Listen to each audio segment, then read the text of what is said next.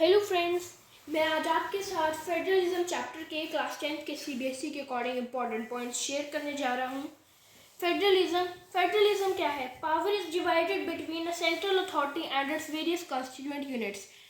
Federalism में जो power है सेंट्रल अथॉरिटी और उसके वेरियस कॉन्स्टिट्यूएंट यूनिट्स यानी उसके पार्ट्स में डिवाइड इक्वली की जाती है। फेडरेशन में 2 लेवल्स ऑफ गवर्नमेंट है, union and state government. Central government cannot order the state government and state government yet answerable to central government। इसमें 2 levels of government आएंगे हमारे पास, एक यूनियन और स्टेट। यूनियन यानी सेंट्रल गवर्नमेंट और state यानी state government. Central government जो है वो स्टेट गवर्नमेंट को ऑर्डर नहीं कर सकती और स्टेट गवर्नमेंट जो है वो आंसरेबल है सेंट्रल गवर्नमेंट को किसी भी काम के लिए। उसके बाद है हमारे पास यूनिटरी गवर्नमेंट।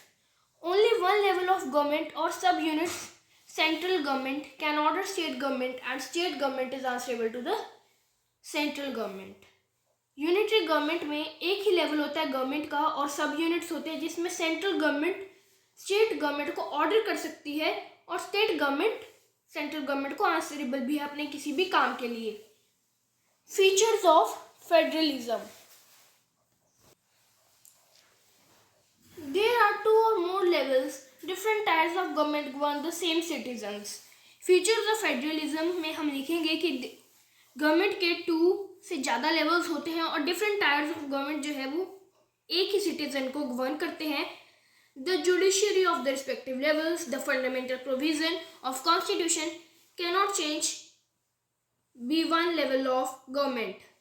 यानी जो फंडामेंटल प्रोविजन है कॉन्स्टिट्यूशन का एक ही लेवल गवर्नमेंट के एक ही लेवल से चेंज नहीं हो सकता।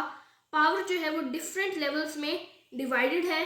Source of revenue for each level of government are clearly. Revenue के जो सोर्स हैं वो भी ईच लेवल ऑफ गवर्नमेंट द्वारा क्लियरली बांधे हुए हैं। The federal system thus has dual objectives. Federal system के डुअल ऑब्जेक्टिव्स हैं।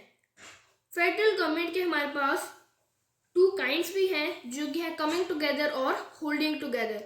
कमिंग टुगेदर के बारे में पढ़ें तो independent states coming together for unit. Coming together में इंडिपेंडेंट स्टेट्स यानी डिफरेंट स्टेट्स इकट्ठे होकर एक यूनिट बनाती है, उसे हम कहते हैं कमिंग टुगेदर फेडरेशन। और इसका एग्जाम्पल है यूएसए, स्विट्जरलैंड एंड ऑस्ट्रेलिया। उसके बाद है होल्डिंग टुगेदर। होल्डिंग टुगेदर में a large country divide its power central and states.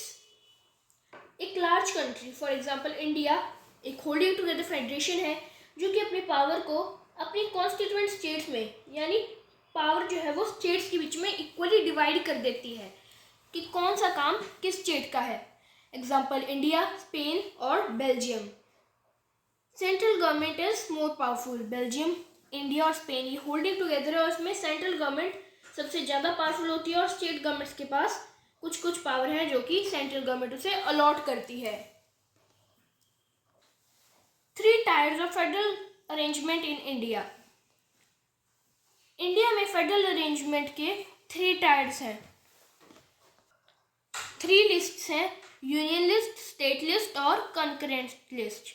Union list यानी वो लिस्ट उन कामों की लिस्ट जो सिर्फ सेंट्रल गवर्नमेंट कंट्रोल करती है और स्टेट लिस्ट यानी जो स्टेट के अंडर आती है और कंकरेंट लिस्ट वो लिस्ट है जो यूनियन और स्टेट दोनों के अंडर आती है, जो दोनों मिलके होते हैं काम, जो दोनों गवर्नमेंट मिलके डिसीजन लेती है। उन कामों की लिस्ट को हम कंकरेंट लिस्ट कहेंगे। Residency subjects those are not covered any of the 3 list. अब रेजिडेंसी सब्जेक्ट्स वो सब्जेक्ट हैं जो कि किसी भी लिस्ट के अंदर कवर नहीं होते। Thank you friends.